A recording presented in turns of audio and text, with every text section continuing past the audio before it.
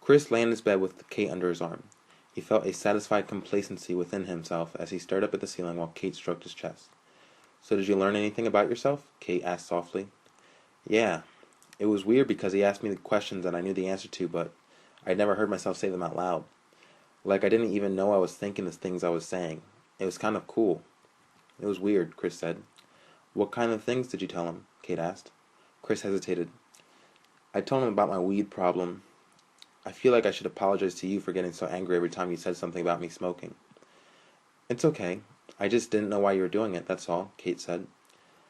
"My entire family has been known to have drug addiction issues in the past, on both sides. My dad used to be an alcoholic before me and Anthony were born. He has a whole other family that's afraid to be near him because of the things he did when he was married to his ex-wife. I have 3 half-sisters on my dad's side that I've only seen 2 or 3 times, and they refuse to be near my dad.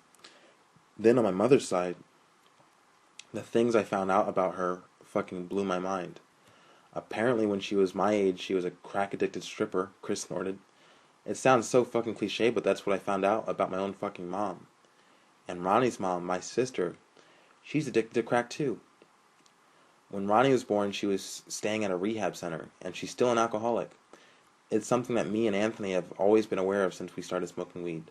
The fact that our family has that in them to get hooked on drugs. That's why I always tried to stay away from harder shit.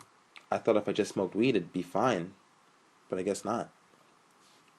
Kate looked up at him. Chris noticed it out of his peripheral vision. He had never told her any of that before. "Did you tell Shaun all that?" she asked quietly. "No, I didn't," Chris said. "I didn't know." "I'm sorry, I didn't know," Kate said. "Of course you didn't. I never told you. I don't like talking about my fucked up family. I spend all my time trying not to think about it. I don't know why I'm even mentioning it now. I just want to get away from them. I hate having that history looming over my shoulder. Every time I smoke weed or drink alcohol or some shit, there's a little voice in the back of my head that's telling me I'm going to end up just like the rest of them," Chris said. "No, you won't, Chris. I won't let you. Everything you've ever done for me. I've always wanted a chance to repay you, but I couldn't find a way. I can help you with this. I could be your little cheerleader if that's what you need me to be, if that's what you want. I want to help you like you helped me," Kate said. "But when did I ever help you?" Chris asked. "You gave me confidence, Chris. You told me that you would love me for who I was, not for who I was trying to be, skinny and pretty. I'm not. I was trying so hard to be accepted by everyone, and when you came into my life, you changed all that for me. That's why I love you so much, and I'll always love you. You can never know how I felt before you came into my life. Lonely and hopeless. You changed all that. And I thank God that He put you in my life to save it. Every day I thank Him. He gave me my Chris," Kate whispered. Chris looked down at her. Kate's eyes were misty with the promise of tears soon to come. He bent his neck and kissed her lightly on the forehead. "I love you too," he whispered. "So if you want help in getting through all of this, just tell me and I'll be there for you. I'll help you. I want to. Just tell me," Kate said. "You can help me," Chris consented. "I'm already thinking about how hard it's going to be to do this. I already miss it. I feel so weak and I hate it. It's been one fucking day. It's fine. We can get through it together. We can." Kate climbed his chest and kissed him on the lips. They had sex for the second time that day. Chris felt like a changed man. He had laid his feelings bare for the first time in his entire life, and he felt a calm that he had never felt before. Chris checked his phone before the two went to sleep. Joe had texted him. "Yo, just wanted to ask how the interview went tonight. Shaun told me about his book and shit. How was it?" Chris hung over the side of his bed as he texted Joe back. "It was therapy, man. It was just like therapy. Crazy. Joseph." "Oh, word? I'm excited for my interview with him. There's some shit I've wanted to get off my chest for a long time. I'm looking forward to it. By the way, what are you doing tomorrow night?" "I'm trying to hit Piff and play Halo, in that exact order," Joe texted Chris back. Joe's laptop sat in front of him with his screenplay open to page 77. It was late and he had been writing for the past 4 hours. He was happy with his progress. He laughed as he thought about where he was in the process at the same time 1 year ago. For once, school paid off, he thought, as his phone vibrated again, indicating that Chris had texted back. "I'm actually going on a little break from weed for like a month at the least. I'm trying to get a job that requires a drug test. I don't think Halo can happen either way, though, because I'm supposed to be filming some skit Rich and Caleb wrote. Shaun's supposed to be in it with me." Joe cocked his head curiously. "Weird that nobody saw fit to tell old J-Dog about it.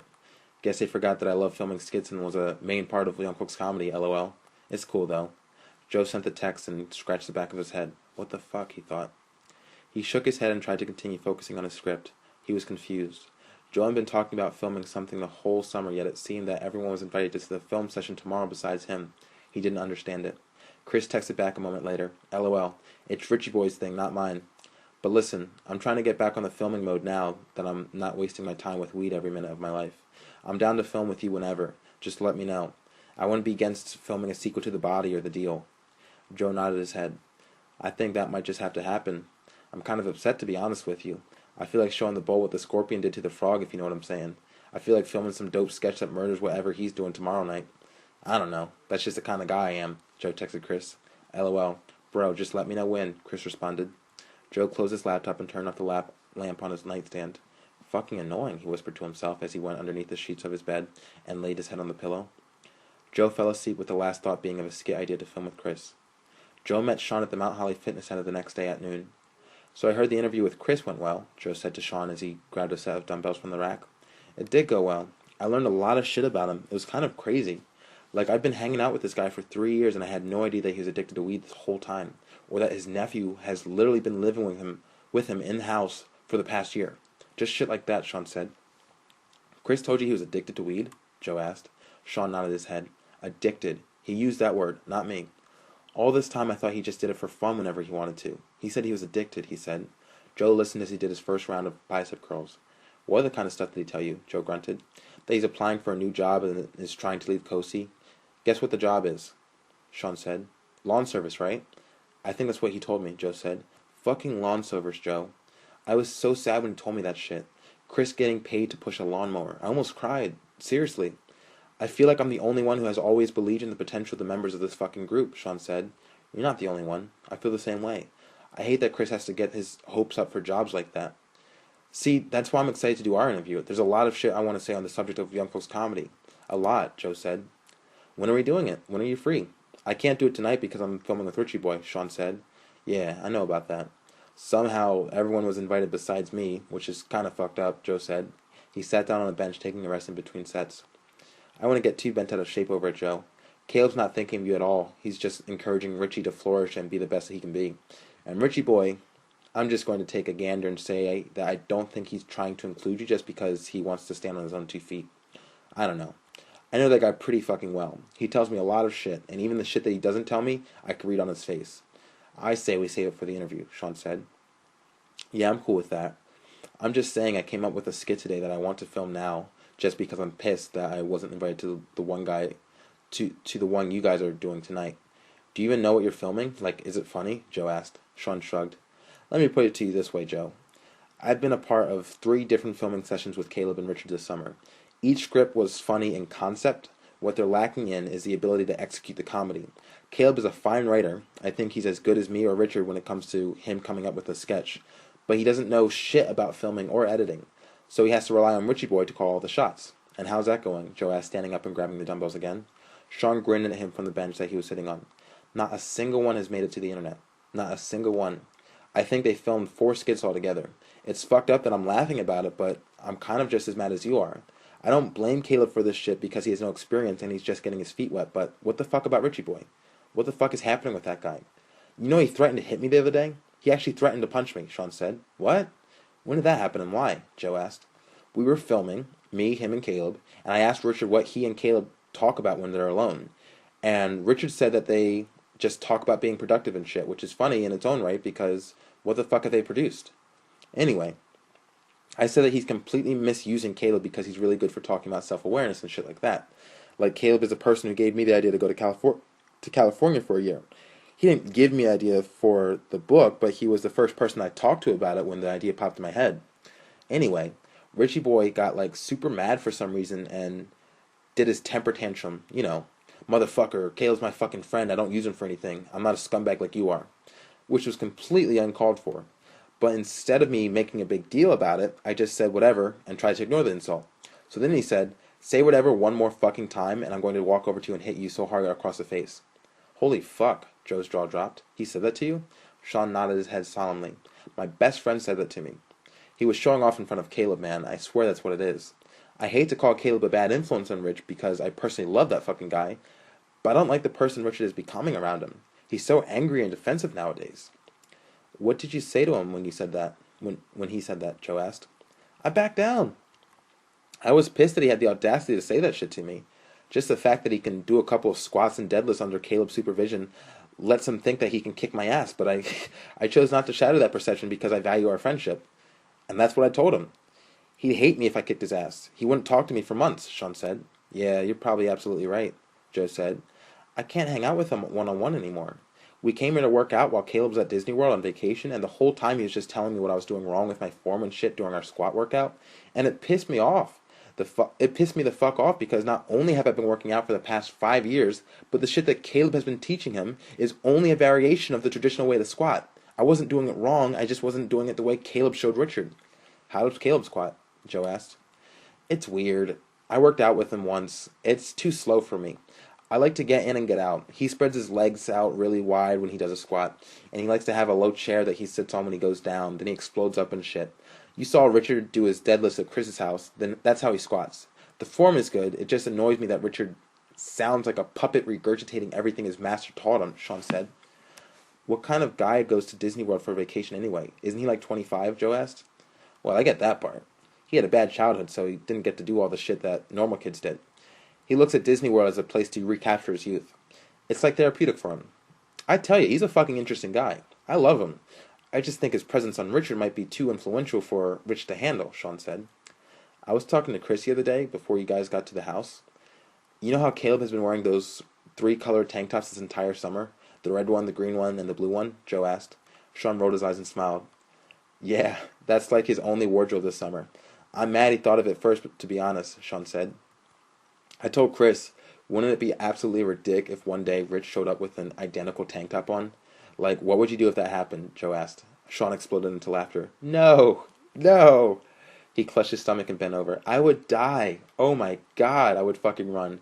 And if he was wearing those perfectly hemmed khaki shorts that stop right before the knee, holy shit, I would fucking run if I saw that sight. How close do you think that is to happening? Joe asked. Oh my gosh, Joe. Not close at all, man. That's the type of shit that happens in sitcoms. If shit like that happened in real life, I would literally just lose it. He needs to find his own identity, Shaun said. He was fine when we were living together in New York. I haven't even hung out with him since once this whole summer. He's too busy filming shit that nobody sees besides him and Caleb, Joe said bitterly. Don't take it personal, man. He's going through something. Let's change the subject. I came up with the title for my book after talking to Chris, Shaun said. Yeah, what is it? Joe asked. Well, first I have to tell you the ending. The whole story consists of this group failing and losing hope for success. So I want to end on the last day that I'm here before I leave for California. I get you all together at my house and I give this big speech about the success that I'm going to make happen for us. And then the last line is, I'm not going to give up hope, even when you guys might. Because I believe that this story deserves a sequel. And I'm going to make that sequel happen. So the title of the book is, This Story Gets a Sequel, Shaun said. Joe nodded his head. I'm feeling that. It would be an awesome TV show. Like, it would be such a good character study of the 4 members of this group. It would rival Mad Men on the depth of characters, Joe said. Yeah, I'm telling you, man. If I make this book good, then I will get us a TV show that you can fucking direct and make amazing. I just gotta write a piff-ass book, Shaun said, laughing. Are you going to mention Mike Geller? That would be an awesome little side story for 100 pages. That would say a lot about your character, the shit that you went through during that time period, Joe said. Fuck Mike Geller. He doesn't deserve 100 pages. And I think I'm going to start the story after all that happens. I want to start it last summer before school starts for everyone. I just want to tell the story of this year. I think we filmed one time this whole year. It was the least productive year of YC in our entire lives. I want to tell the story of that year, Shaun said. Okay, I feel you. Well, I'm free tomorrow night to do my interview. I'm still trying to play Halo tonight, though. So, like, maybe after you guys are done filming, we can do it up, Joe said. Yeah. I'll see if they'll be down for that, Shaun said. Where's Chris? Joe asked as everyone got out of their respective cars in front of Shaun's house. Richard and Caleb got out of his Mazda 3. Caleb had a large bag filled with an Xbox 360 and all its essentials. Shaun got out of his own car and waited for everyone at his front door. Chris had to be a loser and hang out with his girlfriend, Caleb said, lugging his bag over his shoulder. He was wearing the red tank top that night. The 3 crossed the street together and walked up to Shaun's door. So it's going to be 2-on-2 tonight. It's only fair that Caleb be on my team since he's the worst player and I'm the absolute GOAT. Greatest of all time, Shaun said. Yeah, say that when Rich is around, shithead. Say that when Chris is around, shithead, Rich muttered under his breath. Shaun shrugged and smiled. Well, Chris ain't around, is he? Shaun feigned like he was looking around for him. Nah, he's not here. So my statement still stands. Tonight, I'm the GOAT, and Caleb is on my team. Have fun losing all night, guys. Caleb laughed. Could you be any cockier about your superiority in one video game? You're not even bragging about how you're the best at every video game in existence. You're just using one video game as your structure to make the claim of your excellence. One video game. Good for you that you can do that. Thank you, Shaun said. He led everyone upstairs. Me and Caleb got the bedroom, you guys are in the sitting room. There was a bathroom that divided the two rooms. Shaun closed the door of the bathrooms and disappeared, leaving Rich and Joe alone. Joe looked at Richard, who had his hands in his pocket and was leaning against the far wall. You want to help me move the couch up some? Joe asked. Sure, Rich said. They both grabbed an end of the Shaun's couch and pushed it closer to the TV. Joe took a seat. Ready when you are, gay boys, he yelled in the direction of Shaun's bedroom. Caleb's voice yelled back through the two doors and the space of the bathroom. Do you mind if we set it up first? I did bring a whole Xbox that has to be plugged in to play this game. Joe turned the Xbox and the TV on in their room and waited. Rich took a seat at the other end of the couch. They sat there silently, waiting for the others to be ready. Rich had his phone out and was texting someone. Joe stared ahead and tapped his foot awkwardly against the floor. We should be able to kick their asses if we just focus on killing Caleb over and over again, Joe said. Yeah, Shaun's not that fucking great either. I don't know why he thinks he is. I've gotten more kills than him a bunch of times, so fuck him for thinking he's some god at this game. He's not, Rich said. Yeah, we should definitely win, Joe said. Okay, we're ready. Join our group, Caleb called through the doors. Richard grabbed the controller from off the ground. Joe highlighted Shaun's gamer tag on the screen and joined the party. A game started momentarily. It was silent in the room for minutes. Richard was the first person to die. He cursed under his breath angrily. Joe heard Shaun let out a loud chuckle from the other room. So how was filming? Joe asked. It was good. It went well. I still have to go home and edit it, Rich said. Word. How have you guys been doing with filming? You and Caleb are trying to do your own thing, right? How's that going? Joe asked. Good. We're trying some stuff out with scripts and stuff, but I'm feeling pretty good about it, Rich said. Joe nodded his head slowly. Rich was concentrated on the TV screen in front of him. Joe looked at from the corner of his eye. Rich looked despondent, irritated, distracted, and bored all at the same time. It was almost an incredible feat to see so many different emotions behind one face at one time. When do you think you're going to post a vid up on the YouTube so I can peep? Joe asked. I'm still toying with some of the skits. I want to reshoot one that I did with Shaun a couple of days ago, so I'm not sure. There's actually this one skit that me and Caleb wrote that we're going to use Shaun's brother in. Like, we want to do a web series around him called The Loneliest Man on Earth, and it's just a bunch of 30-second videos of him just doing ridiculous, depressing shit, Rich said in a monotone voice. He died again. He smacked his hand against the controller. An eruption of laughter came from the other room. Rich shook his head angrily and took a second to glance down at his phone. This isn't working out too well, Joe thought. Can you believe it's basically August already? Like in a couple of days, July will be over. I feel like this was the fastest summer of my life, Joe said. Yeah, I'm just trying to be done with school as quickly as possible, Rich said. Are you still moving in with that gay guy from Brooklyn? Joe asked. I think so. I haven't heard from him in a while. It doesn't really matter. I'll find someplace if he backs out, Rich said. He was texting on his phone again. It went on like that for the rest of the game. Joe gave up trying to have a conversation with him. They played the game in awkward silence as Rich cursed under his breath and insulted Shaun every time he died. They lost, 35-50. Joe heard Shaun coming through the first bathroom door. He shook his head. It was all customary for the winning team to poke their heads in after the game ended. Shaun did just so. What was all that stuff you were saying just 20 minutes ago about how I wasn't the GOAT, Richie boy? Did I single-handedly get more kills than your entire team? I believe so. I might be getting that wrong, though, Shaun said, grinning. Motherfucker, it's a fucking video game. What else are you good at in life? Tell me one other thing. If this is all you have to be proud of, I feel bad for you, Rich said angrily. Shaun winked at Joe. You're right, Rich. This is all I'm good at in life. But you have to admit, I'm pretty fucking good at it, he said with a big smile. Jog 1 mile without suffering from a heart attack, you out-of-shape piece of shit, Rich said. Shaun looked over his shoulder and then looked back in the direction of Joe and Richard. I'm going to leave the loser's room. I just want to gloat as a winner has that right. Let me know if you guys want to switch up teams at any point in the night. I want to spread the wealth as much as I can. Anyone who's on my team gets a guaranteed W. Shaun closed the door.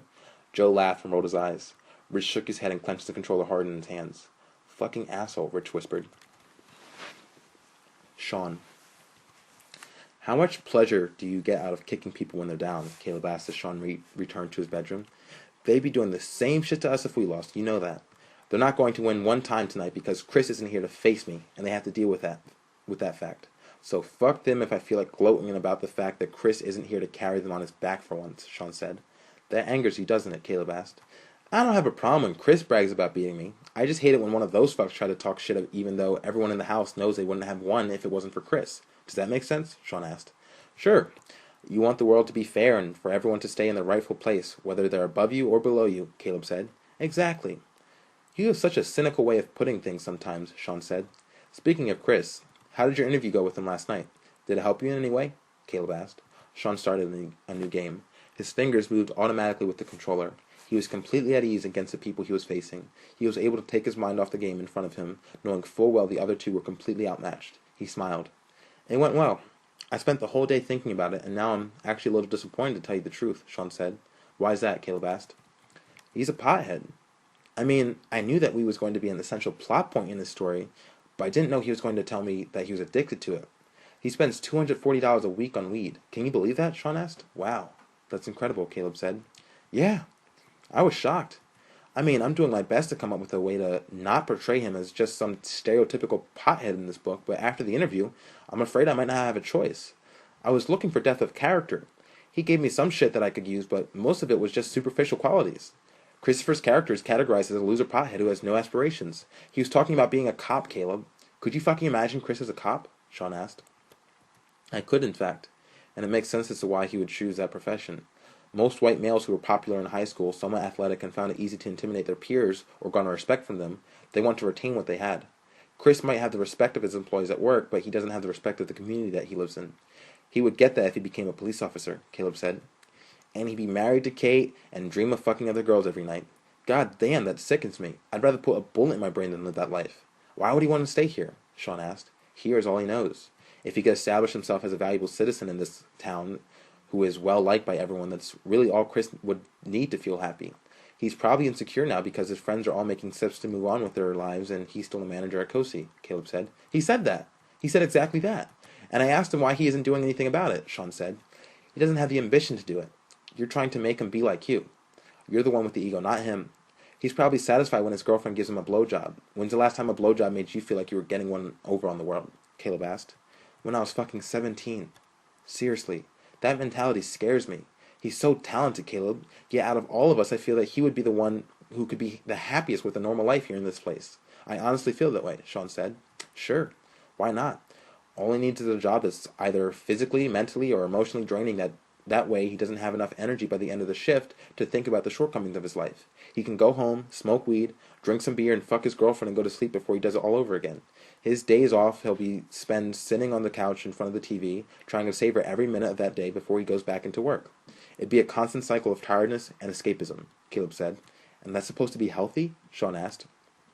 Caleb shrugged. Who knows what healthy is anymore? He'd be living a lower middle class lifestyle.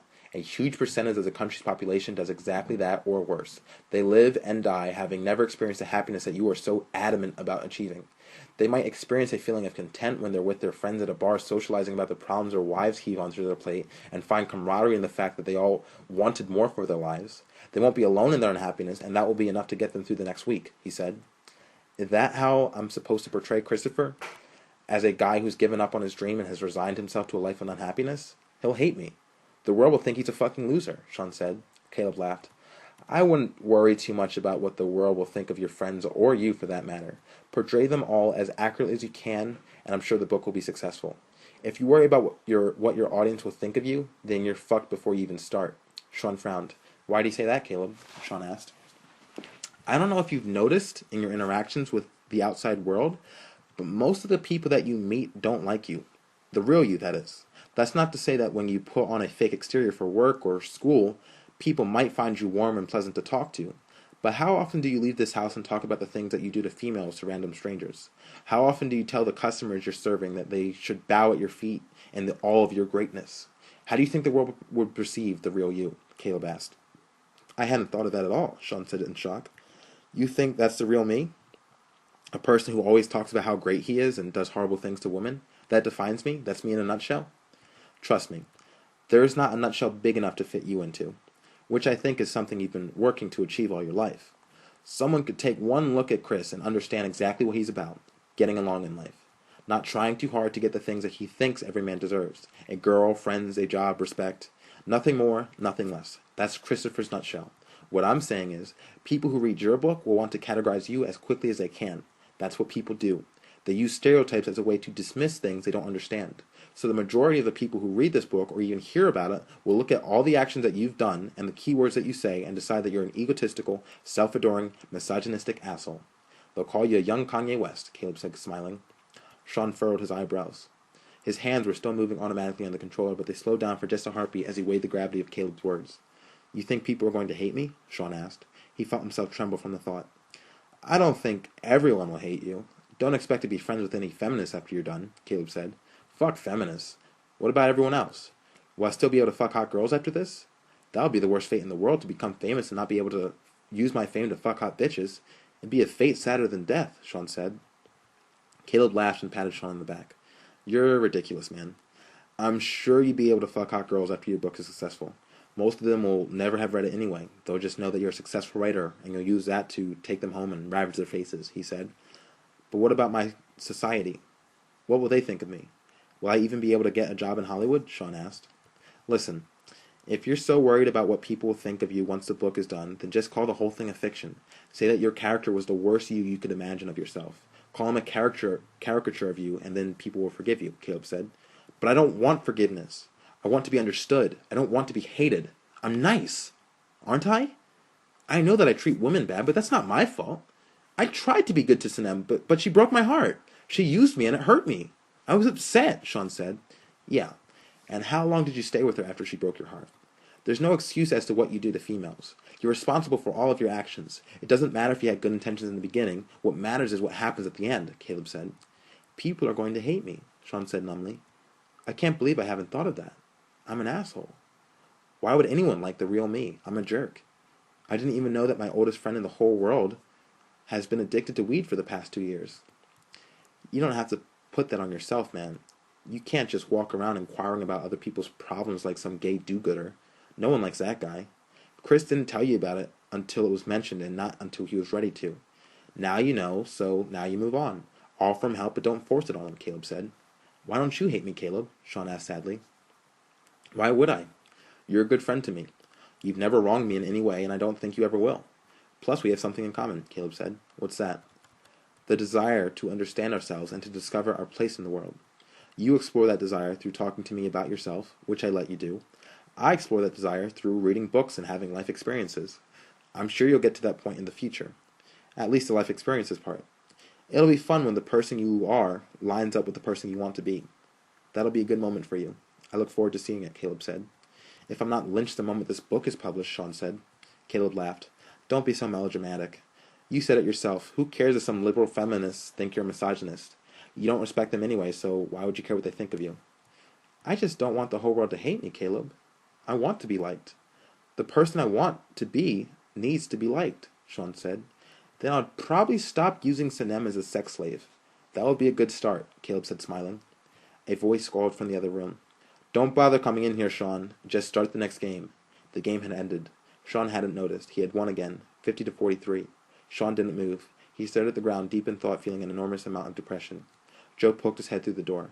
Me and Rich want to run that round back, so run it back unless you're a scared little puss-ass. Shaun looked at Joe crossly. I can't imagine how dreadful it must be to be in that room. You came over here to play a video game and get kicked back and have a few laughs, and instead, you're just getting your ass kicked single-handedly by one guy who's not even paying attention to the game that he's playing, Shaun said. Joe crossed his eyes and stooped his body to match that of a handicapped person. What? What, puss-ass? Yo, Rich, the puss-ass is talking, but I can't understand him because all I hear is flapping labia and queefs. I smell his puss-ass breath. Run that round back, though, puss-ass. Joe closed the door. Shaun shook his head and rolled his eyes. He looked at Caleb, who grinned. Such an interesting dynamic, you young folks. When are you interviewing Joe? Caleb asked. I don't know. He said tomorrow, but I haven't looked at my schedule for Applebee's yet. I'm not looking forward to this one, though. It's just going to be 3 hours of him justifying himself being a dick all the time, Shaun said. Agreed. I think it'll be interesting just to hear exactly what he thinks of himself in comparison to other people like you and Richard. That's if he tells the truth, of course, Caleb said. Yeah, that fuck has a huge ego. It's weird because I really want to address some of the things that don't line up with that fact, like how ugly his girlfriend is and how that must diminish what he thinks of himself. Right? Shaun asked. Caleb shrugged. After a while, a person can just train themselves to stop comparing their shortcomings with what other people have. I don't think he takes a look at Sanem and wonders why you have a more attractive girlfriend than he does. I think he recognizes hot girls but doesn't contrast them with Jennifer. That would be the only thing that would make sense. He avoids the issue altogether. That makes sense. I don't want to ask those kinds of questions, though, but I feel like I need to. It'll be awkward if I just come right out and say it, though, right? Joe, how do you feel about having an ugly girlfriend? You know, I can't just ask that. And what about his dead brother? How do I ask him about that? I don't even know if he killed himself or not. I don't know anything about Joe. I've never met his father. I met his mom once, but I can't even remember what she looks like. His younger brother I don't even know the name of. Like, fuck, this interview could go on for 4 hours, Shaun said. 4 hours of Joe talking about himself. Should be fun, Caleb said. I want him to be the least liked person in the book. I never thought it would be me. I mean, what you said was really accurate, but I think I'll end up the second least liked person. Then Richard, and everyone will end up liking Christopher because nobody hates losers, Shaun said. Caleb chuckled. That's very true. I'm sure you'll get your readers to weep for Chris and his sad, depressing life by the time you're done, he said. Yeah. No one's going to weep for Joe. Joe's a fucking asshole. I can't wait to get this thing over with. 7/30, 2013. Okay. Today I must decide if I am to enroll in college. Chris is quitting smoking. I want Sanem out of my life. I told her I can't focus on her and me becoming a better person at the same time. I told her that I want to help her get over me. She says she didn't need it, to which I replied, then stop texting me. The last thing I said to her after she got out of my car, I called out to her. She was already several yards away. She turned around and looked at me and I told her that it's okay to cry. She didn't say anything, just kept walking. She plays the tough girl too often. She's not that tough. I feel bad for her, but she said she didn't need my help and I really need to focus on me. People are going to hate me. I hate me. I have to fix that. I knew she was lying, but I can't force her to tell the truth. It's too frustrating to sit and watch her lie about her feelings and intentions, and she doesn't even realize. I can't have that in my life. I need her to go away. I haven't spoken to my brother in a long time, ever since he crashed my car. I feel some kind of way about that. I'm excited for the future interviews with Joe and Richard. The one with Chris went really well. He's worried about the drug test. He wants his weekends back. I hate work. It makes me unhappy. I wish this book was my work, but it's not. I'm not even a writer yet. My mother. I don't want to make my mother sad. It's one more semester. Disappointed in me. But does it really matter? Will I ever give her reason to be proud of me? That has never been my drive. Why should it start now? I feel a lot of guilt today. I don't want to go to school. I don't want to work. I want to write. I feel so much guilt. Sanem, Mom, I want to be left alone. 7/30, 2013. That last installment was a little melodramatic. I'm sitting outside waiting for rehearsal to begin. I cried earlier. I cry easily this year. I'm looking forward to stabilization. I need to learn to keep things in perspective.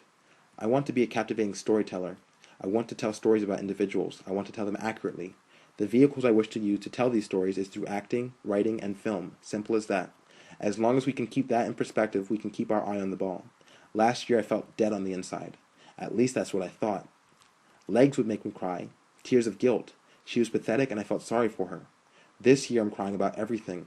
My father said that I'm a fool, that I have a skewed view of my own value and worth, and that I have a delusional perspective on what I think is required to succeed at anything in life.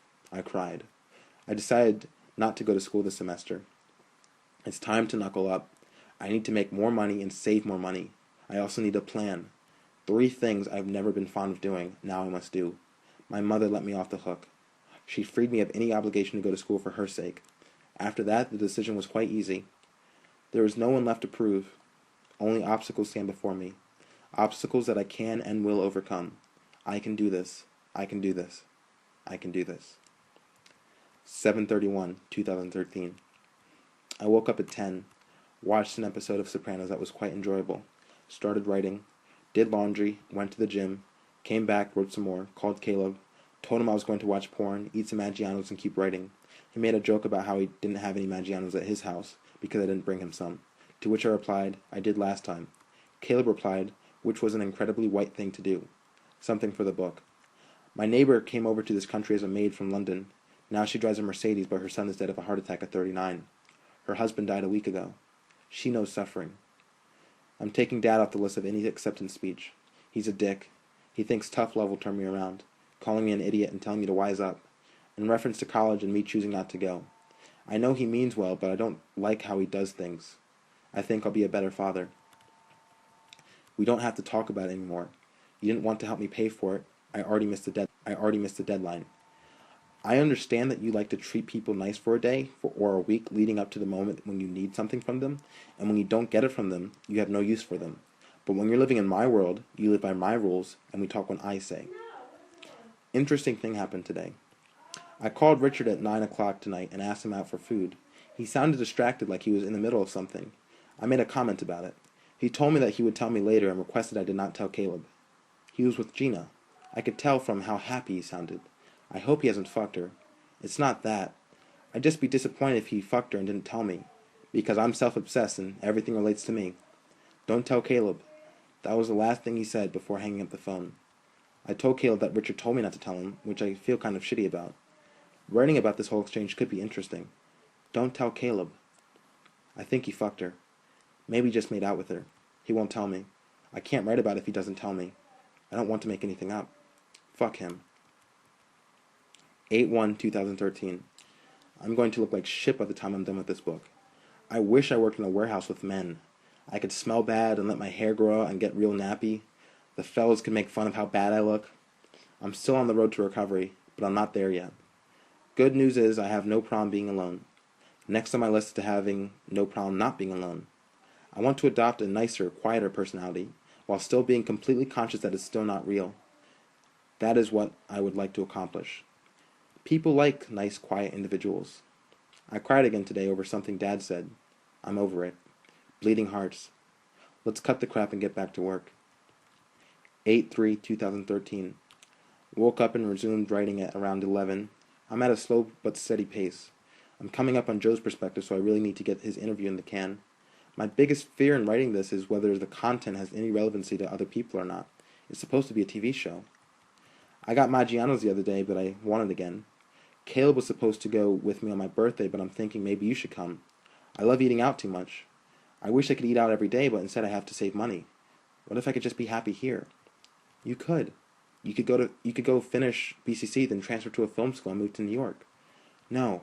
I mean, what if I could be happy here? Working at Applebee's, having sex with you and eating out every day. What if things were that simple? Like your brother? Exactly like my brother. This was said after inviting Sanem over. We had amazing sex, and then her mood went down when she saw Amy's pictures on my phone. So I deleted them, showing my chivalry, and we had that conversation above. I see Joe tomorrow, not a moment too soon. I spent a lot more time on writing his questions out than for Christopher. Let's kick some ass. Joseph. Joe took a sip of the canned Yingling and placed it back on the table. I didn't know they made canned Yingling. I've never had one, he said. It's good, right? I feel like it tastes pretty good in a can, Shaun said. Oh, it's good, all right. Canned drinks are always good. I'm surprised they haven't tried to can water yet, because Lord knows how piffed that would be. Canned water. Shit, I can make a fortune off of that, Joe said. Shaun laughed. He opened his composition book and flipped it to a blank page. He jotted something down and sat back in his chair. I like the fact that you're sitting exactly where Chris sat when he did his interview. It adds a nice touch to it for some reason. When we get this to be a TV show, these scenes are going to be fucking climactic, he said. Hell yeah. It'd be dope as fuck. Fucking character studies and shit.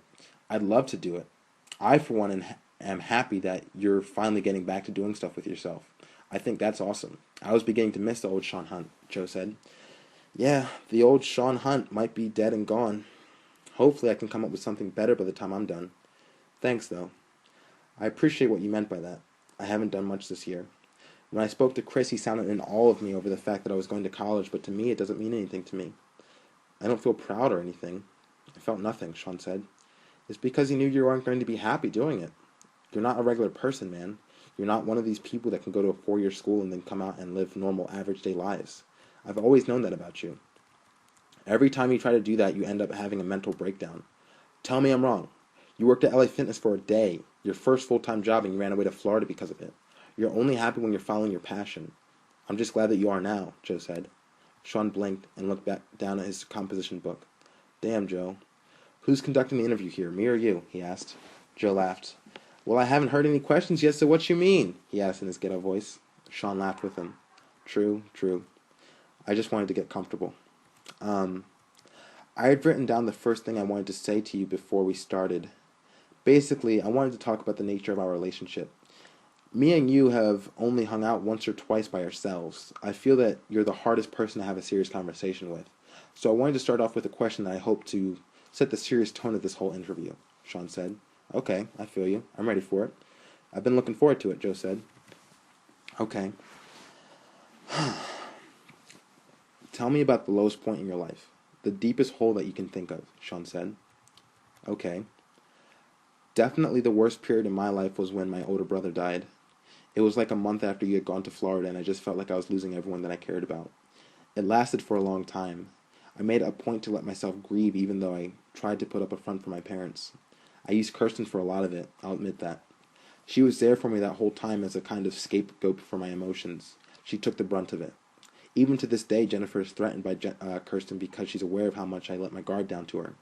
Like me and her still get in fights over the fact that I don't open up enough to her, Joe said. This is in reference to Jennifer. She's mad that you don't let your guard down to her. Why don't you? Shaun asked.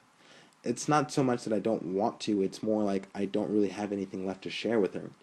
Everything I keep from her, I know that she's not going to understand just because she doesn't come from the same place as me.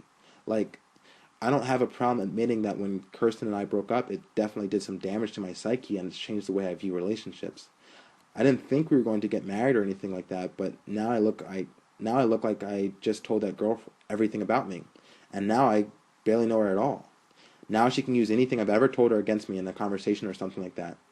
I guess you could call it trust issues, but I don't want to do shit like that again until I'm sure the girl that I'm with is the one I'm going to marry, Joe said. You don't intend on marrying Jennifer? Shaun asked. No. I've told her this. I'm honest with her. I told her that I'm too young to think about marriage right now, that there's still a lot of things that I haven't done yet in my life that I feel are necessary before I'm able to settle down.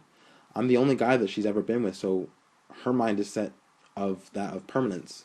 And I feel bad for her because I know I can't give her that, Joe said. Shaun said as he wrote something down in his book. You're far more open than Christopher. I'll tell you that right now. It was like pulling teeth from that guy to get him to answer a question in depth. Yeah, Chris isn't really much for talking about his feelings. I don't know if you've noticed, Joe said. I'm certainly starting to. Is this why you were looking forward to the interview? Because you got a chance to talk about your feelings? Shaun asked. I've been looking forward to this interview because I want to talk about the death of Young Folks Comedy and how it's affected all of us. I want to talk about how all of us were way more productive as a group than the way we've been over the past 2 years. I think it's sad that we've only filmed like 3 videos in 2 years. I see how each of us is slowly getting settled into our individual lives of normalcy, and that saddens me. That's the type of shit that I want to talk about, Joe said. But it's your interview, so we'll go in any direction that you want to. Shaun smiled. Why, thank you, kind sir. But I prefer to just have you guys talk. Talk as much as you like, and I'll just drop a question in there just to steer you in a certain direction that I'd like to discover. We can talk about YFC right now if you like. That was supposed to come later, but we can do it now, he said. I just feel like I'm partially to blame for how we've all ended up. It got to the point where I didn't see the point in filming anything. Filming 4-minute sketches weren't getting us anywhere. If you notice over the past couple of years, I mentioned trying to do a web series instead of just sketches. The Dana Situation, Galaxy Boys. The way I look at Young Folks Comedy is that it's a chance for all of us to grow as a group in the fields that we've chosen to get good at. I want to be a filmmaker, but since nobody's coming up to make that happen for me, I want to work on telling a story with an arc as opposed to just showing a quick comedic scene that has no context of beginning, middle, and end. I've been trying to explore how to get good at that, Joe said. That's very interesting. So you feel, and I don't want to put words in your mouth, but the way you feel is that we've all grown with you as far as getting better at filming? Shaun asked. Correct. If you noticed, even at the height of our YFC fame, I was always trying to challenge us to do something different. We would make a music video and people would like it, but I would think I could do a better job of this. So then we made another one, which was better than the first. Then we moved on to fake movie trailers. We made Border to My Heart, which was awesome just by the fact that 17-year-olds made it. And then we made Tiger Boy, which is still good even after 5 years. My goal has always been to master film as quickly as I can. I think it's unfortunate that when high school ended and we all started working at jobs and shit, no one wanted to take the time to just find a day where we could all get together and keep working. I wanted to get into short films. When I was 17, I was thinking that I would have my first feature done by now. Or at least in production of it, Joe said. Do you notice how often you say we when you refer to the goal that you had for us? You thought we were all growing as a group, Shaun said. Weren't we? Joe asked. Why do you think Richard is filming skits right now that measure up to the shit that we did in high school? Because he never got to do them in high school. If what you're saying is true, you had a misguided notion that the experience that you gained from directing all those slapstick humor comedy sketches was passed on to everyone just by the fact that we were all in the same group. But it looks like it doesn't work like that. Richard is thinking about making short films or web series. He's stuck at the basics, and he's failing at that because he never learned it. He was the editor. You were the director. Me and Chris were the actors. We got good at the things we did, but I don't think you ever realized how much Richard wanted to direct. I think that's the real problem here. I mean, whenever he came to me with ideas, I would read them and try to give pointers on what I thought of it. I just looked at it as a group thing. I never said no to a project that he wanted to film. He would write something for us to do, and he would just abandon it after a week or so, Joe said. Maybe that's because he felt that you were discouraging him. Maybe he thought that you were up on your high horse running the show and that your judgment was law, Shaun said. Well, that wasn't my intention. I thought I was helping. I looked at everything we did as a collaborative process. You never directed anything because you never showed an interest in directing something, but if you did, I can tell you, I would do my best to show you what I know about it. I try to help you. Just like you give me advice on acting whenever I'm in a scene. And I thought we all helped each other out when it came to writing scripts. That's why I'm mad that Rich is so obsessed in filming with Caleb all of a sudden, because that guy doesn't know anything. I do. I mean, I like Caleb just fine, but I don't understand why Rich has become so obsessed with him. I don't understand why I had to find out that they were filming shit from Chris. And yes, it did bring out the competition in me just because it pissed me off. I just filmed something with Chris and GT the other day that's probably going to come out piff. And you understand the reasoning behind you doing that.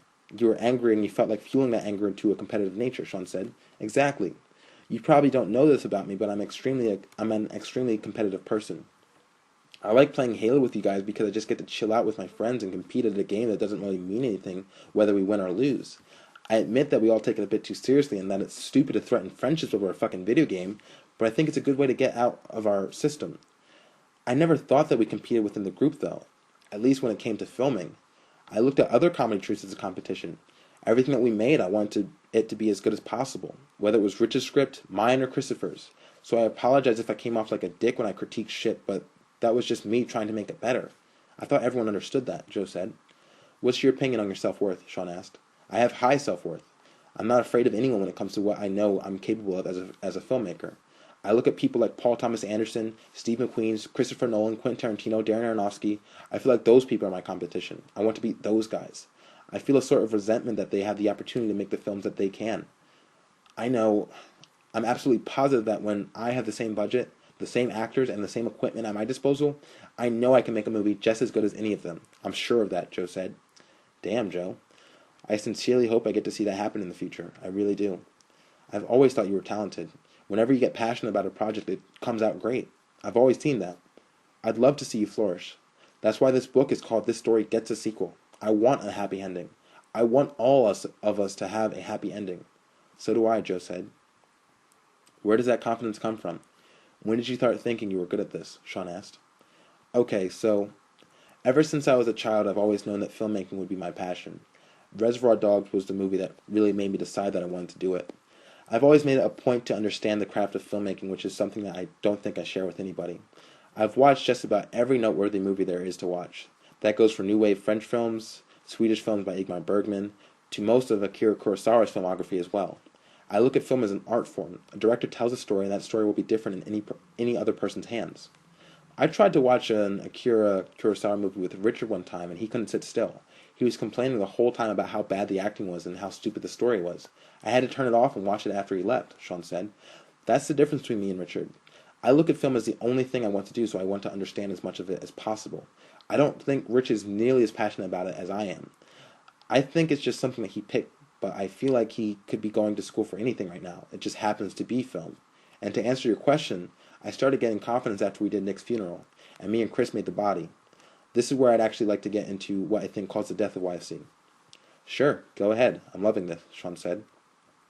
Okay, so around the time as Nick's funeral, right after that, we tried filming a holiday special called Secret Santa. I don't know if you remember that one. It was never finished, Joe said. Holy shit, hell yeah I do. I completely forgot about it until this moment. Yeah, it was one of those ones that we started on but never came back to it, Shaun said. Yeah, I look at that video as the death of young folks comedy. If you remember, everyone was at your house, including GT. And while we were filming a scene in your living room, you and Rich were in the kitchen just hanging out and joking around. Like, we actually had to go into the kitchen and ask you guys to quiet down so we could keep filming in the other room. I just remember thinking what a horrible sign that was. Like, you guys were completely not in it that day. When me and Chris finished our scene and it came time to film the scene with you and Rich said something about going home and watching Mad Men, and he told us that we should do it later. And I let him go, knowing full well that the skit was never going to be finished. So that's why the body was filmed with just me, Chris, and GT as a DP. The reason I left you guys out of it is because it honestly felt like you two didn't care about filming anymore. I don't know what happened, but that's what it seemed like. And instead of trying to force you guys to film all the time, I just chose to work with people that wanted to. That makes a lot of sense. I remember that day perfectly. You're absolutely right, Joe. I don't know what was wrong with me that day, but I wasn't paying attention at all. I don't even remember what was going on with me, but you're right. So let's talk about GT. What does that guy mean to you? Shaun asked. I look at GT as a person who shares my love of film. I want to direct films, and the reason we work together so well is because he truly cares about mastering his camera. He's a great DP. If you think about it, Richard has gotten 3 cameras from his parents in the course of 3 or 4 years. Has he mastered any of them? Does he know all the controls and lenses that he can use to maximize the quality of filming? You can apply the same thing to editing. Richard has Photoshop on his desktop that he's never opened. He has a color program which is the same one that the Coen brothers use, and he's only opened it once. And that was when we made him do it. GT actually cares about learning about that stuff. When we filmed The Body together, it was the first time where I actually got to explore different shooting styles and change focus on to do other things with it. The only reason I could experiment with those shots was because GT knew what he was doing with the camera. There's a $5,000 camera in Richard's room right now that's collecting dust. Me and GT joke about how if he had his hands on it, the quality of filming would go up way more.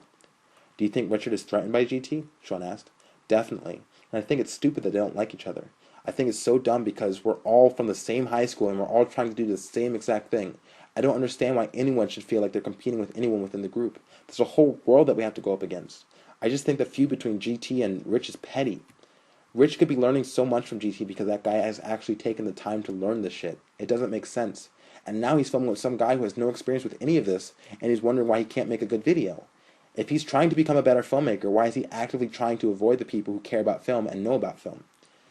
Maybe it's my fault that I never tried to explain to you guys what I was trying to do, but I honestly thought that we were all growing.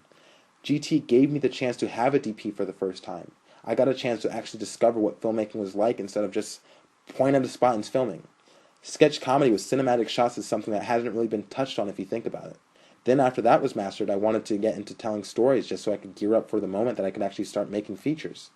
When you guys came to me with No Haven, it was the first time you two were passionate about a project in like a year.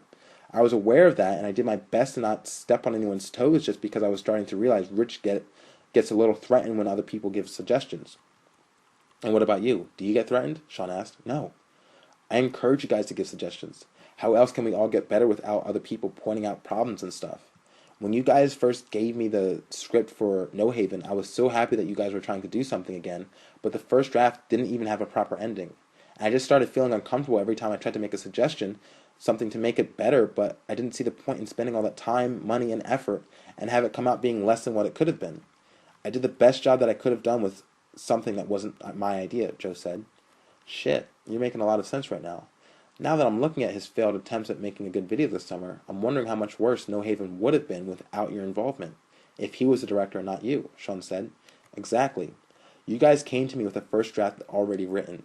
You didn't consult me or Chris about the idea. You and Rich came up with the whole thing by yourselves and then said that we were going to film this no matter what.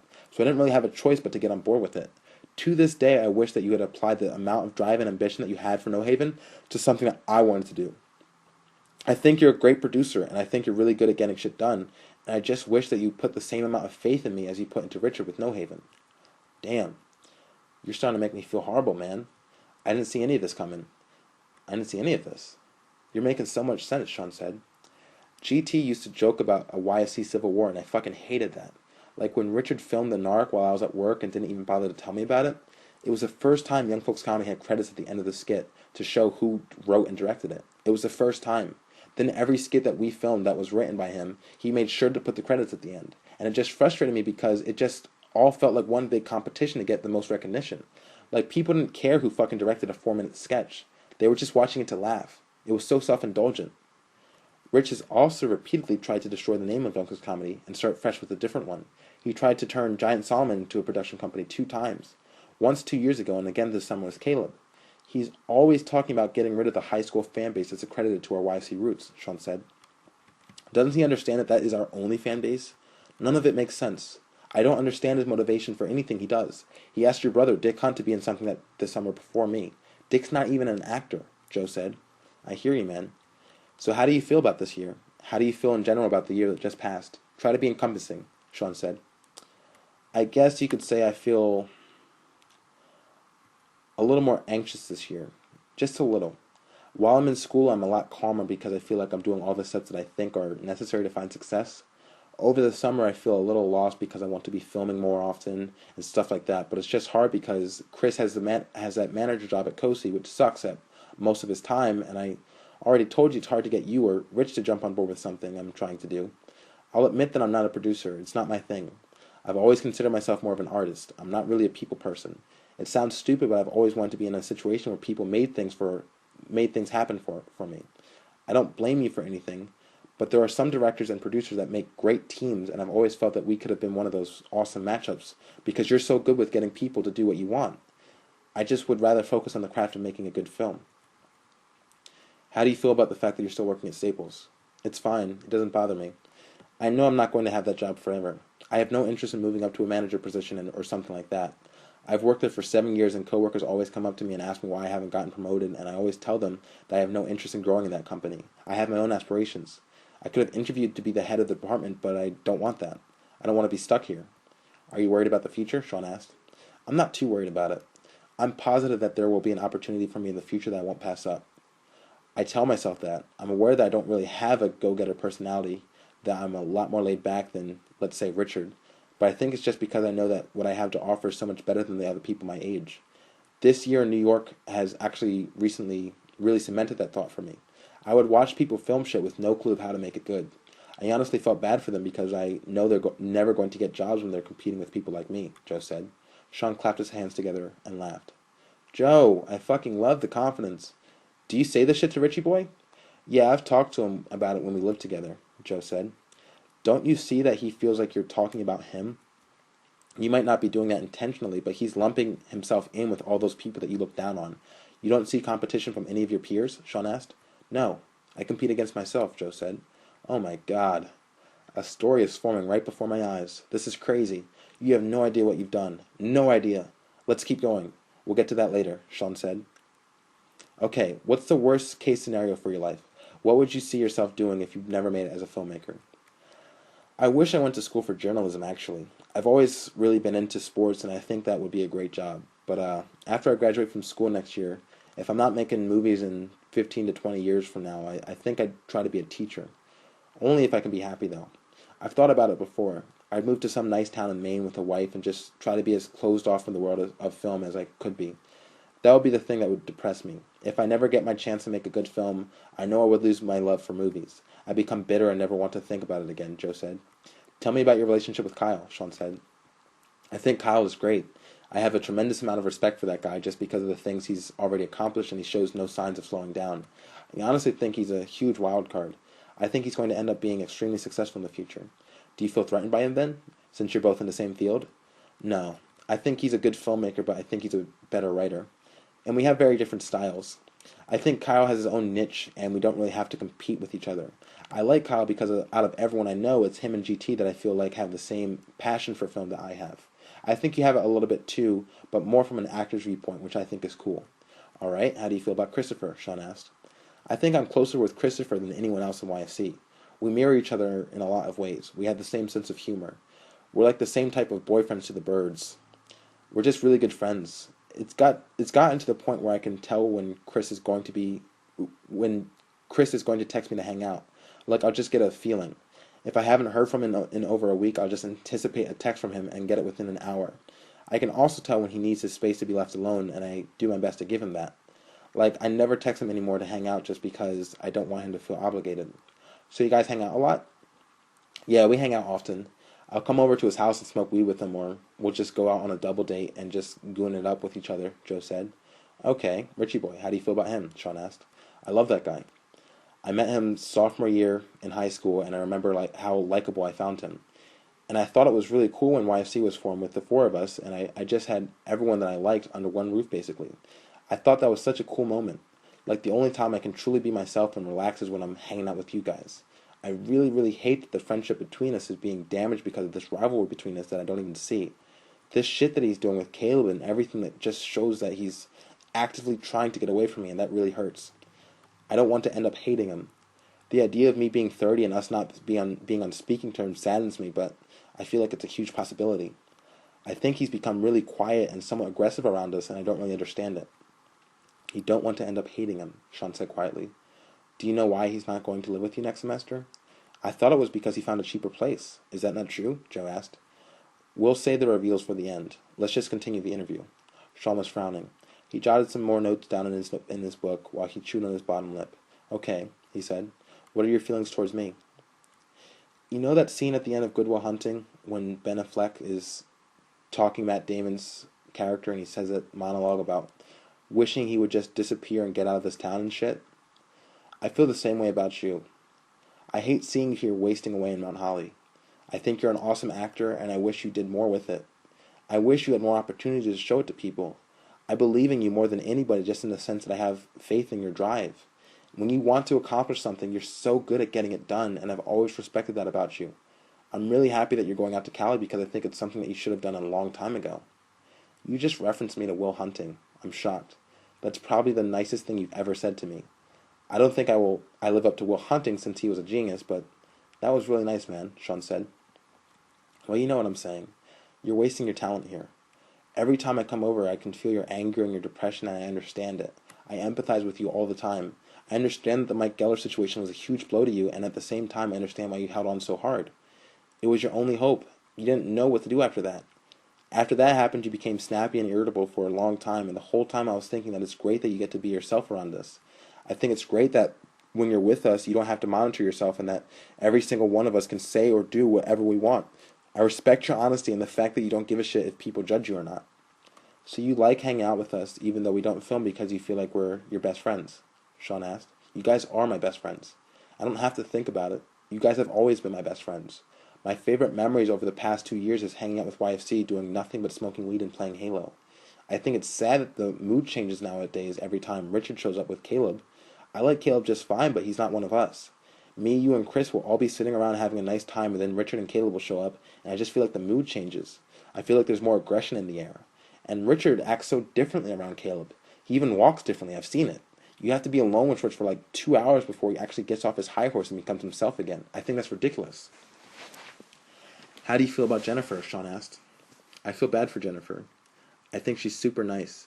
She's always liked me ever since high school, even before I started dating Kirsten. I feel like I take out my bad moods on her, and I feel bad for that. I feel bad for not hanging out with her as much as she wants me to.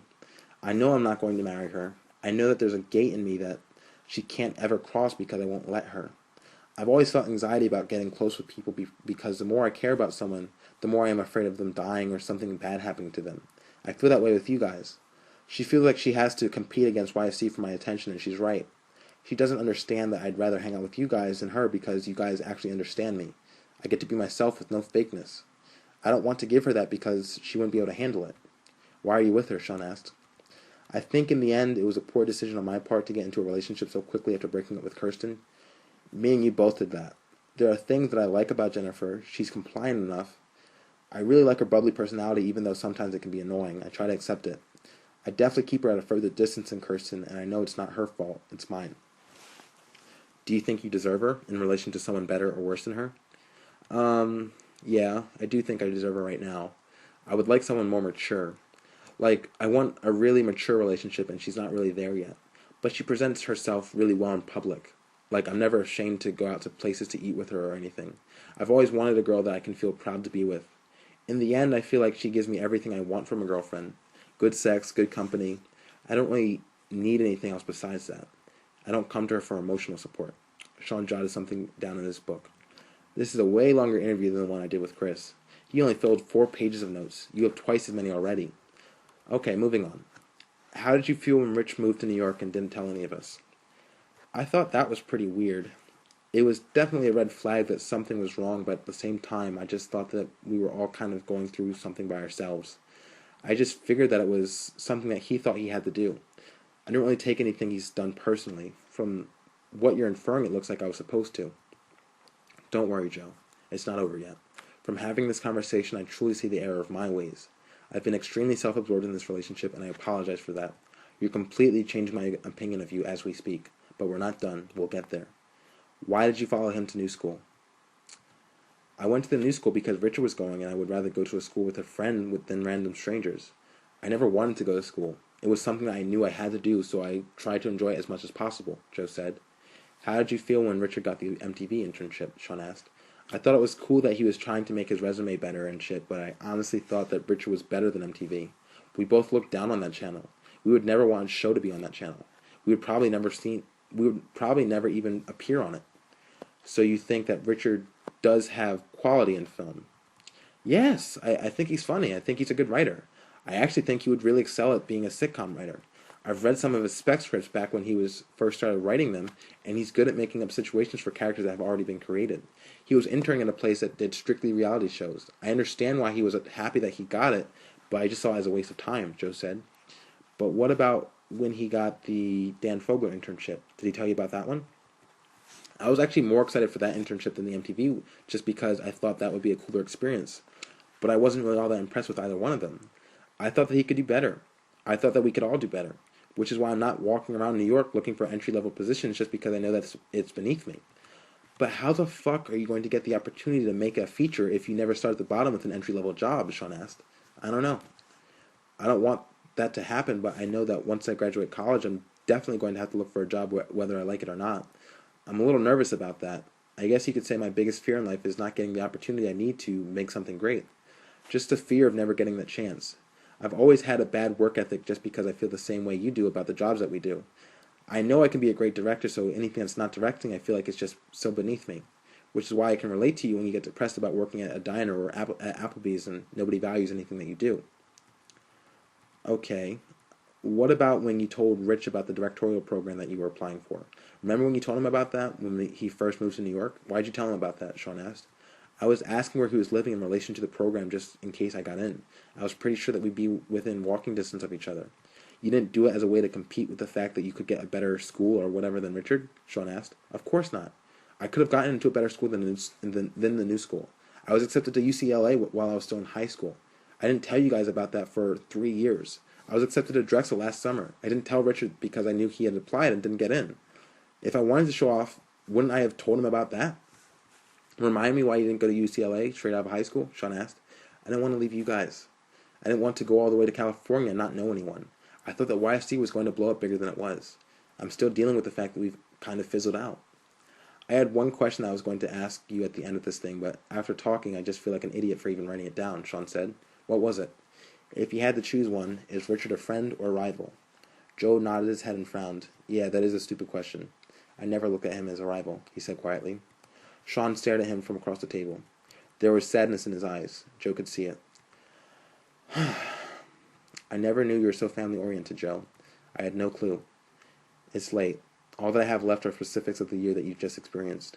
I think I'd rather go over that with you at a different time, if you don't mind. I have a lot to sort out tonight. I feel like there's something we should clear up before we depart tonight. Rich and I have been talking behind your back for as long as I can remember. His mom hates you. I think that has something to do with his dislike of you. She's always in his ear talking about how you're manipulative and that you're trying to use all of us to gain success. She talks about how you're only focused on yourself and not the other members of YFC. I was truly inclined to agree with her. I don't think you were aware of how you came off in the past. Thinking about it now, I guess it's kind of stupid, but me and Rich would point out stuff like how you never wanted to drive anywhere, how you would make us pick you up and drive to a destination rather than you, how you never attempt to pay for anybody but yourself, but somehow we've all paid for you at least one time or another. As far as filming goes, we thought you were an egomaniac. I told everyone that. I was shocked when I asked Chris what he thought of you. He had literally nothing bad to say about you, and I was shocked. I basically forced a negative comment out of him, and the worst thing he had to say was that he could do without the occasional dick measuring. Me and Rich have basically hated you, Joe. I'm serious. I'm sorry, but it's absolutely true. We thought you were controlling and that you only wanted to work on your stuff and that you were dismissive of any other project that you didn't want to do. I understand now that it's not that you were dismissive, you just thought that your opinion and your critique were valuable to the creative process. It makes sense why you didn't want to do film projects that were similar to something we did a year ago because you thought we had all grown past that. But you were wrong. What Richard is doing this summer proves that. It was a miscommunication. I have a lot to apologize for. I'm really sorry for allowing this to happen. I thank you a lot for coming here tonight and talking to me about all this stuff. It's fine. I'm glad that we talked. It kind of sucks to learn that Richard hates me. Is that why he's not trying to live in a dorm with me next semester? Joe asked. Shaun nodded his head. You have to understand that this has all been one miscommunication. He's been wanting to get away from you. He wants to be a director. You might not look at him as an adversary, but he's always seen you as his biggest competitor. You've always stood in his way of making his own work. He's always been trying to film behind your back, but he's never had the people willing to follow him until he met Caleb. I think that's a huge reason why he's latched onto that friendship. Caleb has given him free reign. The same way you talk about how you know you'll kick ass when you get the opportunity you've been waiting for. Richard has never had that confidence he feels, that you never gave him that chance to get that confidence because you were too busy sucking it up from everyone else. Caleb is giving him that chance to find out how good he actually can be. It's the chance that you never gave him. It's not that I didn't give him the chance. He never spoke up for himself. It's not my fault that the shit that I wanted to get done I actually made a prerogative to film. Where the fuck does he get off blaming me for stopping him? Joe asked. It's tricky, man. It was just a matter of willpower. Chris was always indifferent as to what we were filming. I never gave a fuck either. I just wanted my face on camera. I think I wrote 3 scripts in the entirety of our existence. It's always been you and Rich who have wanted to actually make the sketches. I never cared. I watched Rich sit on the sidelines and not speak up for him. I watched him and I didn't care. I've disliked you for eating cookies in my bedroom. I actually told Sanem that the other day. I told her that was one of my reasons why I didn't like you. I feel like an asshole. I'm really sorry.